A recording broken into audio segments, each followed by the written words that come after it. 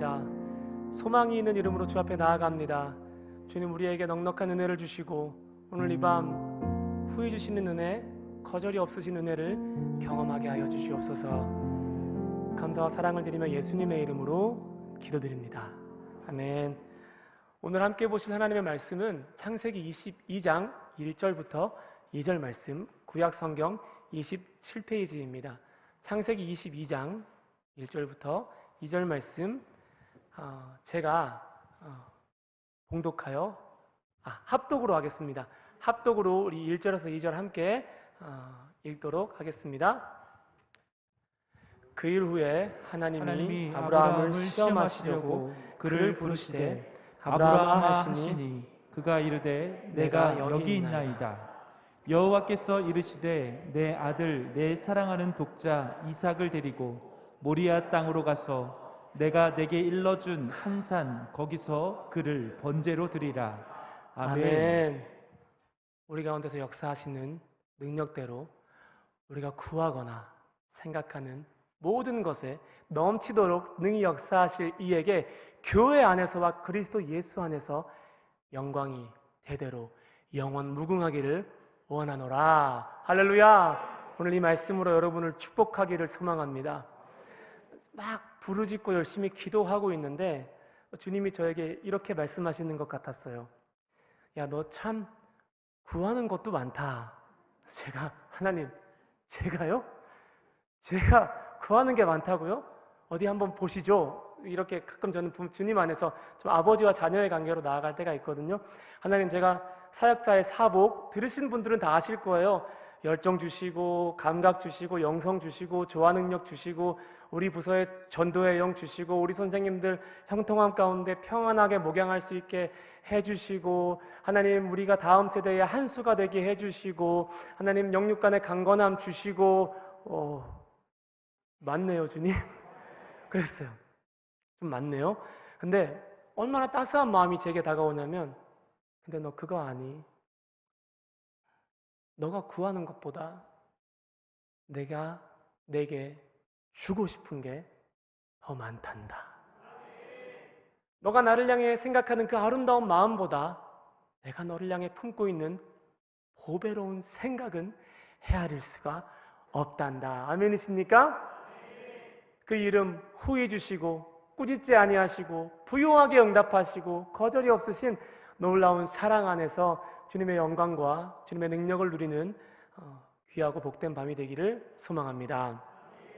오늘 나는 하나님이 아닙니다 라는 제목으로 창세기 22장 1절부터 2절 말씀을 함께 나누도록 하겠습니다.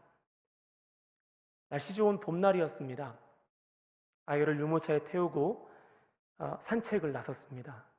횡단보도 앞에 서서 좌우를 살펴보고 모든 차가 정지해 있는 것을 확인하고 저희 부부는 출발했습니다. 그런데 그 순간 정차에 있었던 흰색 봉고차 한 대가 유모차를 향해서 급발진하기 시작했습니다. 그 뒤로는 잠깐 동안 제가 기억이 없습니다. 정신을 차리고 보니까 아이가 있던 자리에 제가 있고 제가 있던 자리에 아이가 있어서 엄마의 보호를 받고 있었습니다. 저는 몸을 던져서 아이를 지켰습니다. 아이는 안전했습니다. 그제서야 저를 돌아볼 여유가 생겼습니다. 감사하게도 그 차는 제 허리에 살짝 닿은 상태에서 멈춰 있었습니다. 우스갯소리로 참 우스운 생각을 하는 것은 그때 쓰러졌으면 다음 학기 등록금을 걱정하지 않아도 됐을 텐데 그때 하면서 쓰러졌어야 했는데 아이가 괜찮으니까 다 괜찮았어요. 그냥 보내드렸어요. 그날 저는 제가 목숨보다 제 자녀를 사랑한다는 사실을 깨달았습니다. 동시에 하나님에게 미안한 마음이 들었습니다. 내 목숨은 하나님의 것인데 자녀를 위해서 사용하면 안 될 것 같은데 하나님을 향한 제 안의 거룩한 열망과 자녀를 향한 제 안의 사랑이 충돌하기 시작했습니다. 근데 아무리 생각해도 이 자녀를 사랑하는 기준에 대한 어떤 그 제한선? 선이라는 게 성경에 없는 거예요. 자녀를 미워한다면 어떻게 미워해야 할까? 날마다 나는 네가 밉다, 네가 정말 싫다, 이렇게 해야 하는 걸까? 고민을 많이 하고 답을 얻기 위해서 창세기 22장을 계속해서 묵상을 했습니다. 하나님, 아브라함이 이삭을 얼마나 사랑했길래 이삭 때문에 그를 시험하셨습니까? 내용이 없어요. 알아야 조심하잖아요. 가르쳐줘야 선을 지키지 않습니까? 말씀을 붙들고 연구하고 씨름하던 중에 22장 1절에 한 문장이 제 마음을 시원하게 했습니다. 우리 22장 1절 함께 읽어 보시겠습니다. 그 일 후에 하나님이 하나님이 아브라함을 시험하시려고 그를 부르시되 아브라함아 하시니 그가 이르되 내가 여기 있나이다. 아멘. 자, 우리가 주목해야 할 문장은 그 일 후에입니다. 어떠한 사건이 아브라함에게 있었고 그 일 이후에 하나님이 아브라함을 시험하십니다. 창세기의 저자인 모세는 상황 접속사, 즉 21장에서 일어난 무언가가 22장의 상황에 결정적인 영향을 끼쳤음을 우리로 하여금 짐작하게 힌트를 남겨준 거예요. 아브라함이 경험한 어떤 사건이 하나님의 마음을 불편하게 했습니다. 22장 1절이야 2절을 보시면은요, 그 일 후에 하나님이 아브라함을 시험하셨다라고 되어 있습니다. 도대체 무슨 일이 있었길래 하나님이 사람을 시험하셨을까요? 직전의 사건 창세기 21장 22절이야 34절에 그 해답이 있는데요, 제가 이 이야기를 조금 요약해서 여러분에게 한번 나눠보겠습니다. 아브라함이 처음에 가나안 땅 브엘세바에 있었습니다. 근데 블레셋 왕 아비멜렉이 아브라함을 찾아옵니다. 그리고 이렇게 얘기합니다. 우리 언약을 하자. 어떤 언약이냐면 나와 내 아들과 내 손자에게 내가 너에게 해주었던 것처럼 후대해주고 잘 챙겨주는 대대손손에 이르는 언약을 하자라고 이 아비멜렉이 제안을 합니다. 근데 이거는 말장난 정도로 생각하시면 안 되고 그냥 사람 사이에 오가는 말로만 생각하시면 안 되는 것이, 이게 내가 너한테 해준 것처럼, 다시 말해서 너 가나안 땅에 발붙일 땅 하나 없었을 때 내가 너 받아줬잖아. 내가 너의 곳간을 채워줬잖아. 우리 땅에서 먹고 자고 정착하게 내가 한테 도와줬잖아. 너도 우리 자손들이 땅이 없이 방황하면 네 땅에 좀 받아주라, 좀 챙겨주라, 동맹하자, 이런 의미였어요. 장차 하나님이 아브라함에게 약속하신 땅을, 또 약속의 증표로 주었던 아들 이삭의 운명을 아브라함이 마음대로 결정해버린 거예요. 누구를 위해서였을까요? 100세가 지난 본인을 위해서였을까요? 아닙니다. 이삭이었습니다. 이삭을 위해서였습니다.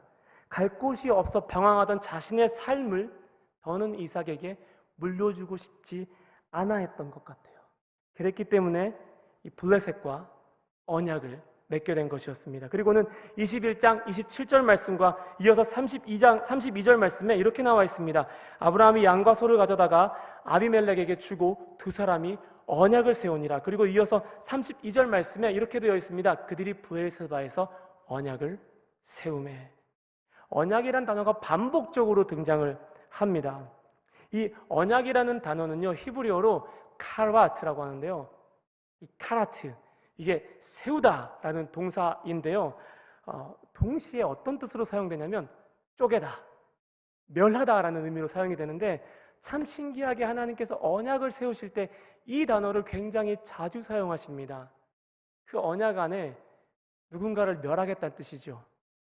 우리겠습니까? 아니에요. 여기서부터 복음의 비밀이 있는 겁니다. 독생자 예수 그리스도를 우리로 인하여 멸하시겠다는, 우리의 죄를 그분에게 담당시키겠다는 그 하나님의 의지가 이 단어 안에 숨겨져 있는데요, 이 단어는 창세기 15장 18절에서 하나님이 두려움 가운데 떨고 있는 아브라함과 언약을 맺을 때 처음 사용이 됩니다. 창세기 15장 17절이야 18절을 우리 함께 읽도록 하겠습니다. 해가 져서 어두울 때에 연기 나는 화로가 보이며 타는 횃불이 쪼갠 고개 사이로 지나가더라. 그날에 여호와께서 아브라함과 더불어 언약을 세우시되 내가 이 땅을 애굽 강에서부터 그 큰 강 유브라데까지 내 자손에게 주노니. 네. 17절을 보고 계시면 하나님께서 아브라함과 언약을 세우실 때 횃불로 나타나십니다. 그리고 아브라함이 쪼개놓은 짐승 사이를 지나가십니다. 이러한 행위는 아브라함이 살고 있던 당시의 왕들이 땅을 놓고 계약을 할 때 주로 하던 의식이었습니다. 그러니까 지금으로 따지면 부동산 계약을 이런 식으로 한 거죠. 계약을 맺는 당사자들이 서로 이 쪼갠 재물 사이를 지나갑니다. 여기에는 만약에 내가 이 언약을 지키지 않는다면 난 이렇게 쪼개어 죽임을 당해도 할 말이 없어, 이런 맹세가 포함이 되어 있습니다. 주목할 것은 이 장면에서 아브라함은 쪼개진 재물 사이를 한 번도 지나보지 않았습니다. 하나님 혼자 쪼개진 재물 사이를 지나갔습니다. 이 의미는 언약이 깨어질 때 겪을 모든 비극을 하나님 홀로 담당하시겠다는 뜻이죠. 성경을 주의 깊게 보신 분들은 창세기 9장 11절 말씀에 언약을 세우다란 표현이 사용된다는 의문을 가질 수가 있는데요. 이 창세기 9장 11절 말씀에 이 노아와 세운 언약, 이때 언약을 세우다 해서 이 세우다란 단어는 조금 다른 의미가 사용됩니다. 이 세우다는 입법하다, 법을 세우다, 제정하다라는 의미를 지닌 권위적인 동사가 사용이 됩니다. 그리고 멸할 홍수, 여기 멸하다, 멸하지 아니할 것은 여기에 카라트가 쓰여요. 참 신기하죠. 제가 왜 이런 설명을 드리냐면요, 아브라함의 이삭 사랑의 선을 넘는 순간이 바로 이 지점이었기 때문입니다. 일전에 하나님께서 노아와 언약을 맺을 때는 이 아브라함과 언약을 맺을 때의 입장과 극명하게 다릅니다. 노아와 언약을 맺을 때 하나님은 입법자였습니다. 심판자였습니다. 지극히 높은 보좌 위에서 심판의 권세를 가지고 심판의 대상인 인간 노아와 언약을 맺었습니다. 그러나 창세기 15장 18절에 등장하는 아브라함과 맺은 언약은 완전히 성격이 다른 겁니다. 쪼개짐을 의미합니다. 멸함을 의미합니다. 하나님이 보좌에서 내려오셨습니다. 노아의 재물을 흠양하셨던 하나님이 쪼개진 재물 사이를 지나갔습니다. 하나님은 심판자에서 심판의 대상이 되셨습니다. 갑에서 을이 되셨습니다. 너가 자손을 얻지 못하면 내가 쪼개질 거야. 내가 내게 주겠다고 약속한 땅을 내가 얻지 못하면 내가 쪼개질 거야. 만약에 너의 연약함으로 너가 이 언약을 배반하고 돌아선다면 내가 쪼개질 거야. 아브라함아, 복은 내가 받아라. 짐은 내가 짊어지겠다. 이런 사랑을 감히 아브라함이 따라갈 수 있었겠습니까? 아브라함의 모든 허물과 미래를 하나님께서 짊어지시겠다고 말씀하셨어요. 그의 연약함을 짊어지시겠다고 말씀하셨어요. 우리가 아무리 자녀를 사랑한다 한들 자녀의 연약함을 대신 짊어질 수 있겠습니까? 자녀의 죄의 문제를 해결해 줄 수 있겠습니까? 찰나를 사는 우리가 다음 세대의 문제를 다 없이 할 수 있겠습니까? 불가능합니다. 근데 지금 아브라함이 블레셋 왕 아비멜렉과 그걸 시도하고 있는 거예요. 아브라함이 이삭의 하나님이 되려고 하고 있는 겁니다. 하나님을 흉내내서 하나님의 방법으로 아비멜렉과 언약을 맺은 겁니다. 감히 자기가 하나님만큼 이삭을 사랑한다고 착각을 했습니다. 그리고선 그가 어디를 향합니까? 언약이 끝난 다음에 창세기 21장 34절을 보시면 이렇게 되어 있습니다. 그가 블레셋 사람의 땅에서 여러 날을 지냈더라. 여러분, 하나님이 아브라함을 어디로 부르셨습니까? 가나안 땅으로 부르셨습니다. 가나안에 있었어야 했습니다. 발붙일 곳 하나 없는 그 땅에서 하나님이 자신의 반석이 되시도록 백세에 주신 그 백세에 이삭을 주신 신실한 하나님, 전능한 하나님을 아브라함은 믿음으로 경험해야만 했습니다. 어디에서요? 가나안 땅에서요. 그러나 아브라함은 블레셋으로 이동합니다. 그리고 그 땅에서 하루나 이틀이 아니라 여러 날을 지냅니다. 이것도 이삭 때문입니다. 연구를 해본 바로는 이때 당시에 블레셋 땅의 교육이나 또 문화나 안보나 교통이 다른 도시들에 비해서 우월했습니다. 그러니까 자녀의 어떤 성공과 성장을 위해서 아브라함이 블레셋이란 도시를 선택한 거죠. 그 땅을 선택한 거죠. 왜냐하면 아무도 자신들을 이제부터 위협하지 않을 테니까요. 부모가 되면 하나님인 것 같은 생각이 들 때가 있습니다. 내가 먹이고, 내가 입히고, 내가 결정하고, 내가 재우고 다 해주고 싶잖아요. 할 수만 있으면은 길을 열어주고 싶고, 안정시켜주고 싶고, 보호해주고 싶고, 대신 싸워주고 싶잖아요. 그러나 우리는 우리의 다음 세대의 하나님이 아닙니다. 하나님의 자리에서 내려오십시오. 그리고 한 걸음 뒤로 물러서십시오. 앞서 걸으며 다 보여주잖아요. 하나님이 숨으세요. 다 치워주고 다 정리해 주잖아요. 반드시 하나님이 그들의 대적이 되십니다. 반드시 그들의 장애물이 되십니다. 왜냐하면 하나님은 다음 세대 또한 우리처럼 연단하기를 원하시기 때문입니다. 전쟁 없는 용사가 있을 수가 없어요. 훈련 없는 군사가 있을 수가 없어요.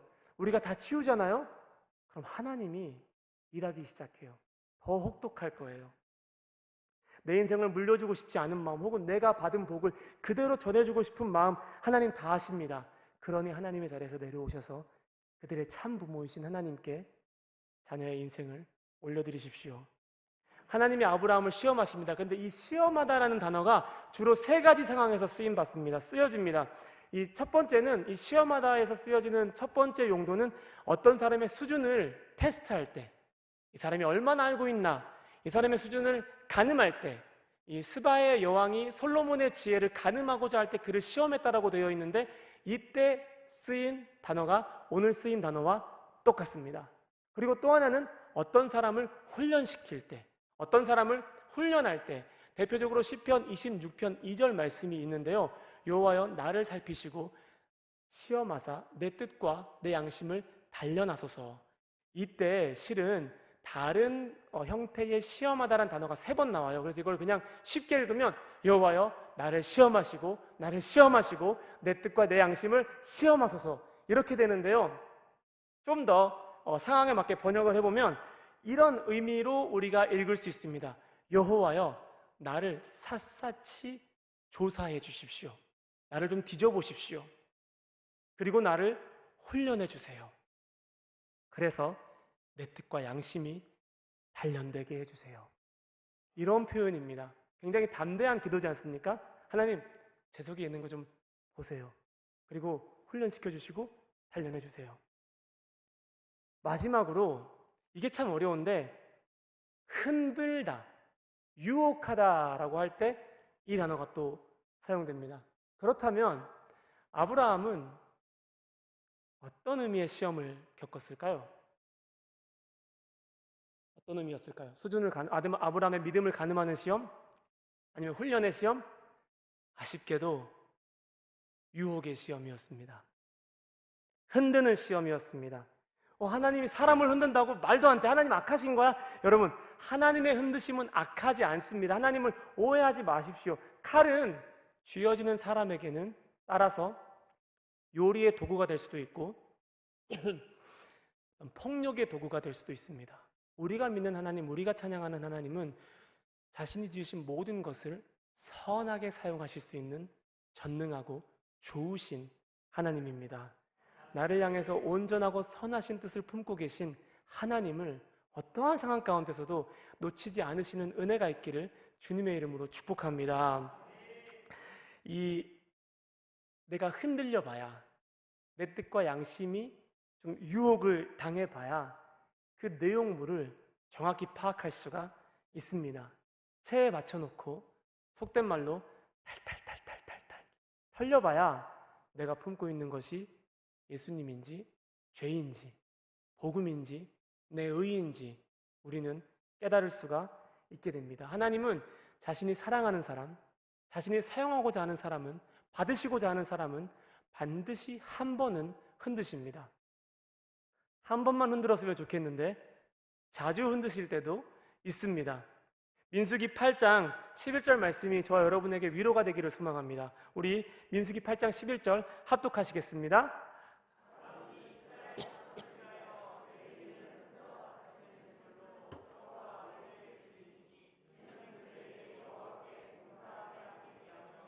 아멘. 레위인을 여호와께 봉사하는 사람들로 세우기 전에 하나님께서 그들을 흔드셨습니다. 이걸 요제라 그러거든요. 그러니까 레위인이 요제로 주님께 드려진 거예요. 산제물로 받을 인생, 주일 하루가 아니라 매일의 삶을 하나님께서 전제로 받고자 하시는 인생은 하나님이 반드시 흔드십니다. 그 흔드심이 복인 줄 믿으시기 바랍니다. 저희 가정이 미국에서 한국으로 돌아올 때 참 많이도 흔들렸습니다. 제 개인적으로는 다음 과정에 대한 욕심도 있었고 힘들지만 조금씩 정착되고 보람되어져 가는 삶에 안정감을 느꼈습니다. 사역하던 교회에서도 감사하게 졸업 후에 신분의 문제나 보직에 대한 것들을 여러 가지로 제안을 해주셨습니다. 졸업을 앞두고 많은 꿈을 꾸고 있던 저에게 성령께서는 고국으로 돌아가라는 마음을 주셨습니다. 순종했습니다. 뜻을 꺾는 훈련은 계속해서 받고 있었기 때문에 순종했는데 제일 순종이 안 됐던 게 제 다음 세대들이었습니다. 제 자녀들이었습니다. 100이면 100, 1000이면 1000, 1000명까지 넘는데요. 저희를 아껴주시던 수많은 사람들이 이렇게 이야기했습니다. 자녀들이 초등학교 들어갈 때까지만이라도 여기 있어라. 지금 가면 너무 힘들다. 한국에서 우스갯소리로 한국에서 영어 유치원 보내려면 얼마가 들어가는 줄 아느냐. 지금 교육을 받으면 아이의 인생이 달라진다. 출발선이 달라진다. 하나님이 자녀를 위해 주신 기회일지 누가 아느냐. 수많은 사람들이 기도해주고 권면해 주었습니다. 흔들렸습니다. 제가 걸어보지 못한 그 찬란한 삶, 제가 걸어보지 못한 앞서가는 길을 선물해주고 싶었습니다. 근데 하나님이 단호하셨습니다. 내가 내게 지시한 땅으로 돌아가라. 그리고 졸업하고 한국으로 와서 한 5개월 정도를 온 가족이 집 없이 방황하는 시간을 보냈습니다. 제 계획은요, 한국에 와서 바로 사역지를 정하고 거처를 마련하려고 했지만 하나님은 기도 중에 기다리라는 마음을 주셨습니다. 너희가 섬길 교회를 내가 너희에게 보여주기 전까지 거처를 마련하지 말고 기다려라 말씀하셨습니다. 순종했습니다. 한국에 와서 친지들의 도움으로 한 3개월 정도를 조금 편하게 그래도 있었던 것 같아요. 그리고 나머지 2달 반, 3달 정도는 하나님의 강권하심으로 이곳저곳을 떠도는 광야 생활을 했습니다. 큰 여행용 가방 2개와 저희의 짐은 전국에다 흩어놓고 그리고 빨래 바구니에 빨래를 다 넣고 나서 차에 싣고 목적지를 정하지도 않은 상태에서 시동을 걸고 출발한 날들도 많았습니다. 예수님을 안 믿는 친척분, 한 번도 교회를 가지 않은 친척분 중에 한 명이 걱정스러운 마음으로 제게 물어보셨습니다. 이게 참 가족의 질문을 받으면요 되게 마음 지키기가 힘들어요. 막 올라오고 어려워요. 이렇게 물어보시더라고요. 너는 이제 어디로 가냐? 나도 모르겠는데 너희도 뭐 목사들도 발령 같은 게 나는 거야? 유학도 하고 왔는데 너는 왜 갈 곳이 없니? 뭐라 대답해야 하지 막막했습니다. 이렇게 답했습니다. 네, 저희도 발령이 나야 움직여요. 맞는 말이죠. 하나님께서 발령을 내주셔야 되잖아요. 그래? 야, 그거 누가 결정하는 건데 이렇게 오래 걸리냐? 너무 대답하기 어렵다가 이렇게 얘기했어요. 윗분께서 결정하세요. 진짜 이분이 교회를 안 다녀본 거예요. 야, 그러면 너 윗분께 잘 좀 말해봐. 네 상황도 좀 설명하면서 가만히 있지 말고 문자도 보내고 찾아가고 전화도 하면서 빨리 발령 좀 내주라고 힘들다고 얼른 좀 말해봐. 와, 뭐라 대답해야 될지 모르겠는 거예요. 이렇게 답했어요. 그게 윗분께서 제가 이야기하면 참 잘 들어주세요. 1시간이고 2시간이고 오래 들어주시고 그러는데 이해하시는 것 같은데 말수가 없으세요. 그분이 듣기는 빨리 하고 말하기는 더디 하셔서 대답을 잘 안 하셔서 저 답답해요. 제가 날마다 전화도 하고 문자도 보내고 말도 하는데 듣기만 하세요. 주님은 제 기도를 오래 들어주시고 기도할 때마다 평안은 주셨지만 대답을 해주시질 않았어요. 여러분, 그럴 때는 그 직전에 받은 응답 안에서 머물러 있어야 합니다. 함부로 움직이면 안 돼요. 거기 있어야 해요. 무더운 여름, 오늘은 이 집, 내일은 저 집, 친구 집에 전화해서 오늘 내가 내 집에 유하여야겠다 이렇게 말하면서 매일매일을 다녔습니다. 도착하면 제일 먼저 했던 게 빨래 돌리는 거였습니다. 다음날 또 출발해야 되니까.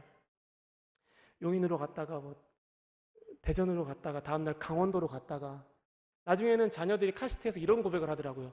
하나님 살려주세요. 하나님 빨리 오세요. 뭘 알고 그러는가 싶었습니다. 근데 하나님이 항상 채워주셨어요. 환대받게 해주셨어요. 아이에게 신이 없을 때 신을 주시고 아이가 옷이 없으면 옷을 주셨거든요.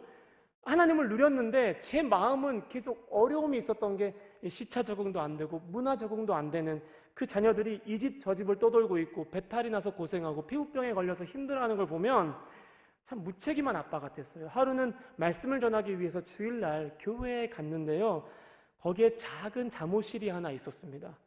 그곳에 첫째가 들어가면서 양말을 벗으면 이렇게 이야기했대요. 오늘은 여기서 자는 거예요? 어디서 자는 거예요? 빨래바구니에 넣어놨다가 급히 꺼내 입었던 그 구겨졌던 정장보다 주일 아침에 편의점에 들려가지고 내 식구가 교회 앞에서 차를 세우고 허겁지겁 먹었던 빵보다 제 마음을 더 이게 체하게 만들고 불편하게 만들었던 것은 부모의 부르심에 낑겨서 어디로 가는지조차 모르고 고생하는 자녀들을 보는 것이었습니다. 그날 밤에 너무 마음이 힘들어서 잠을 이루지 못했습니다. 하나님, 대답 좀 해주세요. 듣기는 빨리 하시고 말하기는 더디하지 마시고 좀 반대로 좀 얘기해 주세요. 저 지금 너무 힘들어요. 저 굉장히 무책임한 아빠 같습니다.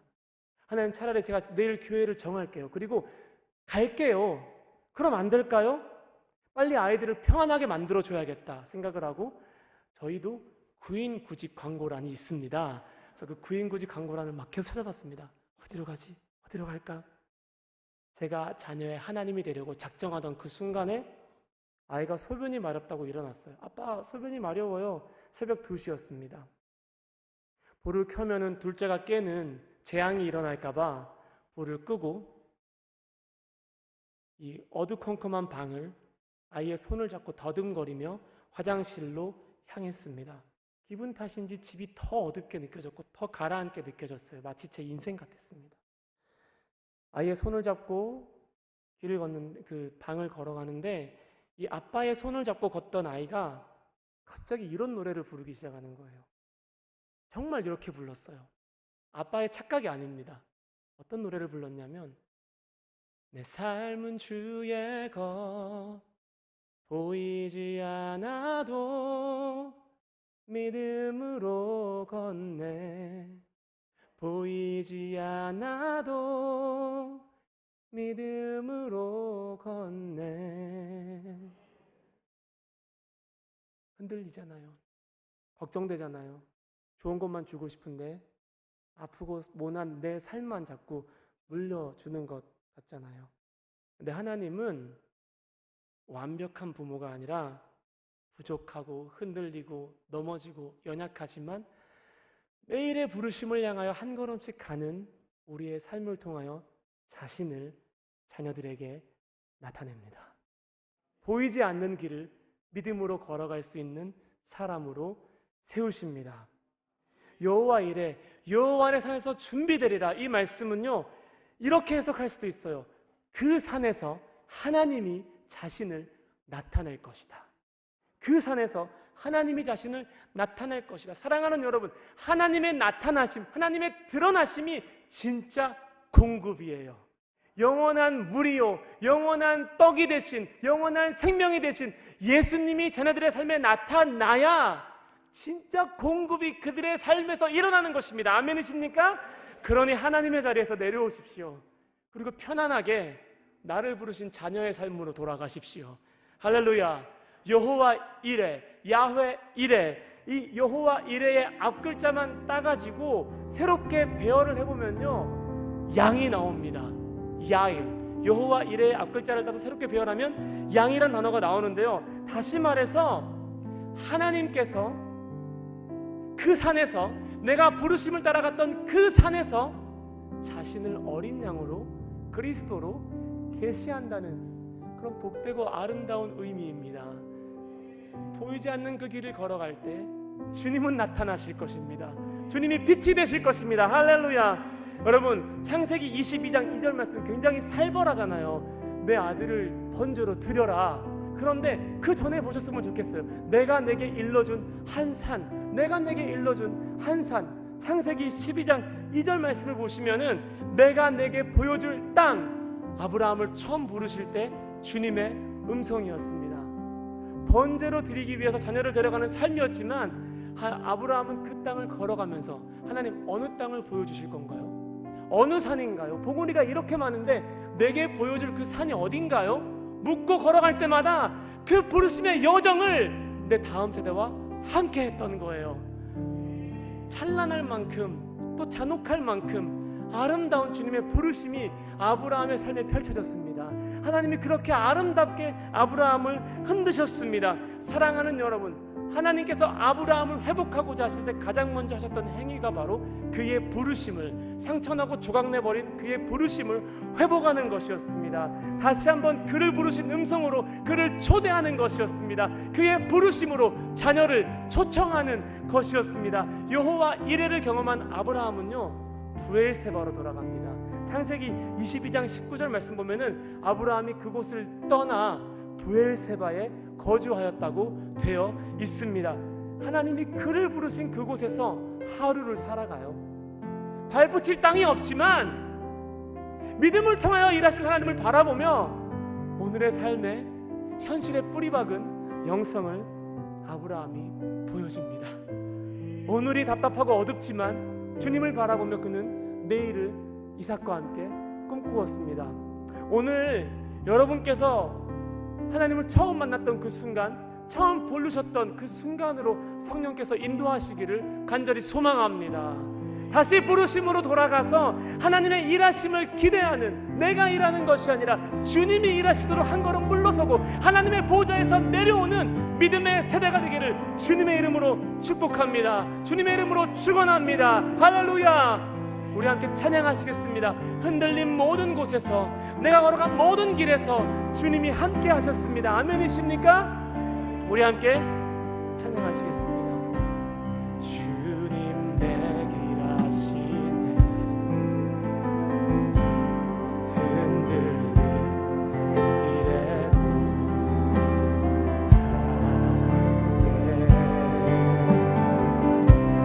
주님 멈춰진 나의 삶에도, 멈춰진 나의 삶에도 함께. 나의 힘이 되신 주, 나의 힘이 되신 주, 항상 같은 곳에서 주가 나의 도움 되시네.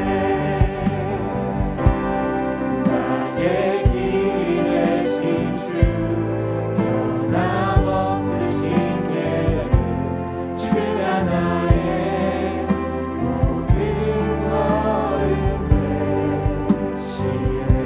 고백할까요? 주님 내 길 아시네. 주님 내 길 아시네. 흔들린 그 길에도, 흔들린 그 길에도 함께. 주님 내 길 아시네. 멈춰진 나의 삶에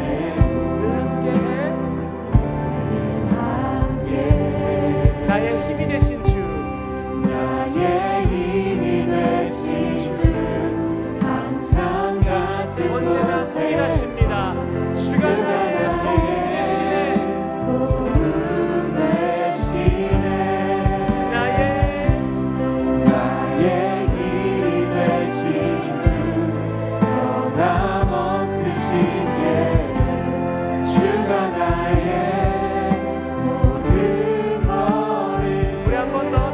고백하시겠습니다. 주님 내 길 아시네. 아멘. 주님 내 길 아시네. 흔들린 그 길에도 함께. 주님 내 길 아시네. 주님 내 길 아시네. 멈춰진 나의 삶에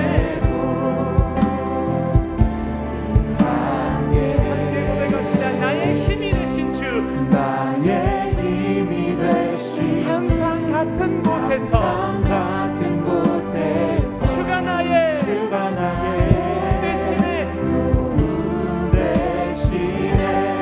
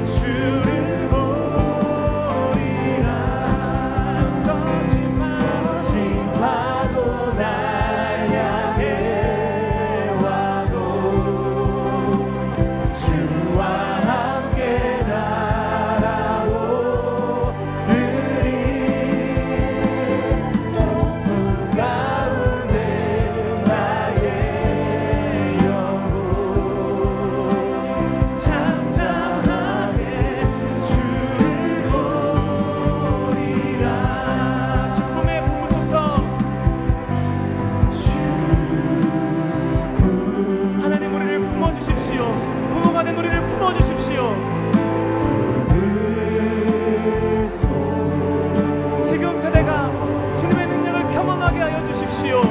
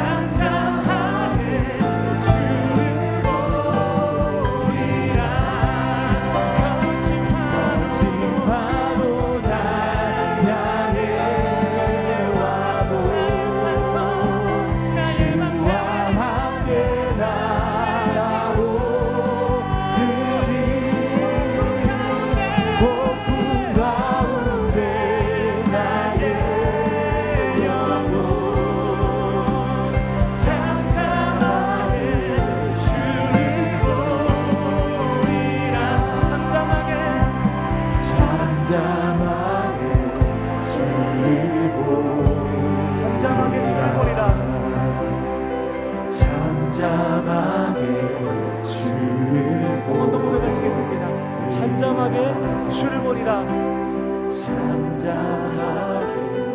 여러분의 모든 눈들을 주께 맡겨 놓으십시오. 잠잠하게 주를 보리라.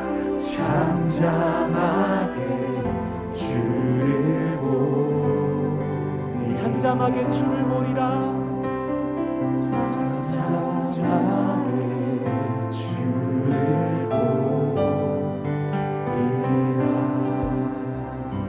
이 시간 먼저 여러분들을 자녀의 부르심으로 초청합니다. 자녀는 잠잠하게 잠들어 있어도 부모는 일합니다. 아멘이십니까? 여러분이 기도할 수조차 없어서 그 소리를 높이지 못하고 잠잠하게 있을 때에도 하나님은 일하실 것입니다. 필요한 모든 것을 공급하실 것입니다. 그러니 하나님의 자리에서 내려오셔서 부모의 집을 내려놓으시고 나를 자녀로 부르신, 나를 주님의 자녀로 부르신 그 부르심으로 돌아가시기를 주님의 이름으로 권면합니다. 이 시간 함께 기도하실 때 하나님 먼저 내가 자녀의 부르심으로 돌아가게 하시고 주님을 공급자로 누리게 하시며 주님을 나의 참부모로 누리게 하여 주십시오라고 다 함께 주여 한번 부르고 기도하시겠습니다. 주여! 날 향해 주님, 나의 부르심은 사랑받는 것입니다. 얼마 부모가 되어버리고 모든 책임을 다 짊어지는 지금의 세대에게 아버지의 영성을 부어주시고 아버지의 마음을 부어주시옵소서. 나를 자녀로 부르신 주님, 나를 아들과 딸로 부르신 주님, 그 사랑 안에 거하게 하여 주시옵소서. 부하와 같이 우리를 버려두지 마시고 부 하나님 속히 우리에게 오시옵소서. 우리를 부하와 같이 버려두지 오 주님, 이 시간 나의 마음을 주님께 내어놓습니다. 부모에게 사랑받지 못하고 살았다 할지라도 없는 것을 잊게 하시는 하나님, 없는 사랑을 잊게 하시는 하나님, 하나님의 능력으로 모든 부모들의 회복되게 하여 주시옵소서. 부모들의 부르심이 회복되게 하여 주시옵소서. 주님의 품에서 잠잠히 사랑받고 주님의 품에서 주님과 동거, 주님이 주는 것을 먹고 주님이 주는 것을 마시는 참된 아름다운 관계로 지금 들어갑니다. 성령 하나님 역사하여 주시고 성령 하나님 인도하여 주시옵소서.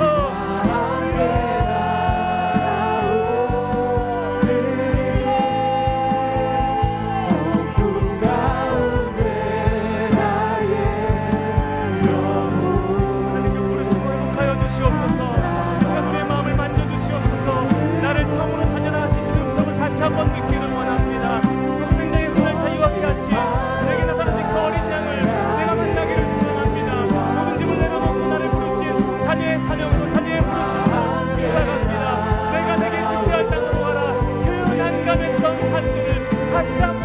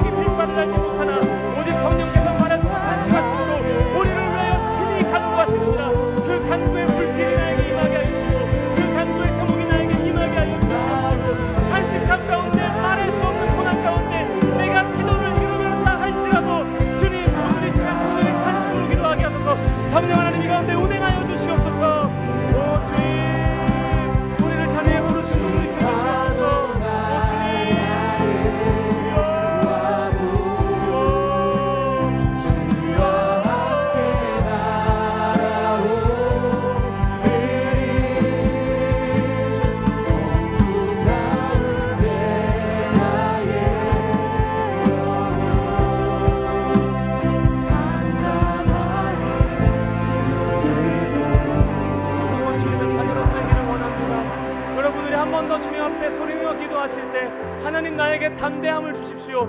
담대함이 없어서 자녀의 삶을 바라보는 담대함이 없어서 그 두려움 때문에 내가 자꾸만 하나님이 되려고 할 때가 있습니다.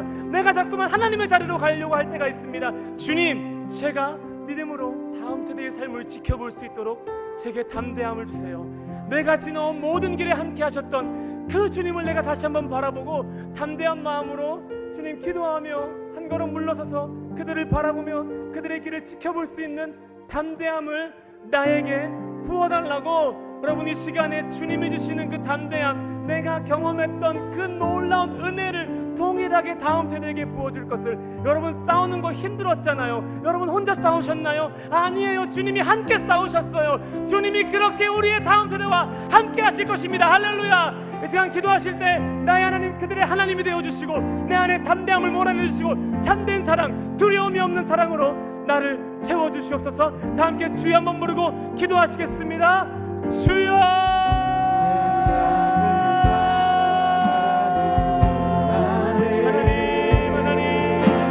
담대한 믿음을 주세요.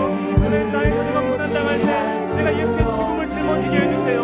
하나님, 나의 자녀가 앞길을 놓고 방황할 때 예수의 죽음을 짊어지고 예수의 생명을 나타낼 수 있는 부모가 되게 해주세요. 내가 싸울 때마다, 내가 사망의 골짜기를 지나갈 때마다 하나님, 나로 홀로 버려지지 않았습니다. 내가 뒤로 물러서겠습니다. 나의 자녀들이 사망의 골짜기를 지나갈 때 내가 거기 뒤로 물러서겠습니다. 하나님이 함께 하실 수 있도록 내가 주님의 자리에서 내려오겠습니다. 그 두려움 때문에 내가 자꾸만 하나님이 되려고 하고 내가 망가지고 하나님, 내가 무너지고 있습니다. 하나님은 일하실 것입니다. 내가 만난 하나님은 나의 자녀의 하나님이 되어주시기 때문입니다. 날 위해 싸우신 하나님은 오늘도 나의 다음 세대를 위해서 싸우실 것이기 때문입니다. 내게 먹을 것을 주셨고 내게 입을 것을 주셨고 나의 눈물을 닦아주신 하나님은 동일하게 나에게 일하실 것입니다. 그러니 우리의 다음 세대가 보이지 않아도 믿음으로 걸어갈 수 있도록 주님 나의 두려움을 내려놓게 하셔서 온전한 사랑의 두려움을 내려주시라. 온전한 사랑으로 나를 채워주시옵소서. 온전한 사랑의 두려움을 내려주시라. 온전한 사랑으로 나를 채워주시옵소서.